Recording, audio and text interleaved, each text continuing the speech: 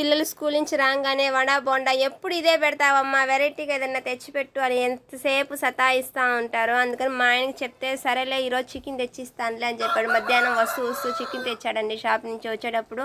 ఇంకేముందనేసి నేను ఏది చేయాలా అని ఆలోచించగా ఇంకా చికెన్ పకోడా చేద్దామని అనుకున్నానండి. ఇంక చికెన్ పకోడా కోసం అనేసి ఇంకా నేను చికెన్ బాగా కడిగి ఇట్లా కారము, కొంచెం ఉప్పు, కొంచెం గరం మసాలా అంటే చికెన్ మసాలా అది వేసి కొంచెం కలిపి పెట్టి ముందుగానే కొంచెం లెమన్ కూడా వేసానండి.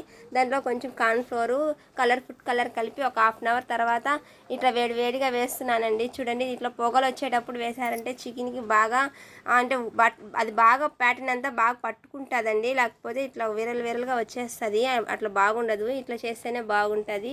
తర్వాత వచ్చి చికెన్ చూడండి చాలా బాగా ఇట్లా వేయించుకోవాలి, బాగా ఎర్రగా బాగా అయితేనే అది, లేకపోతే పచ్చిగానే ఉంటుందండి, ఉడకదు. తర్వాత మనము ఇట్లా ఎర్రగడ్డలు కోసి పెట్టుకున్నామంటే నిమ్మకాయతో చాలా బాగుంటుందండి.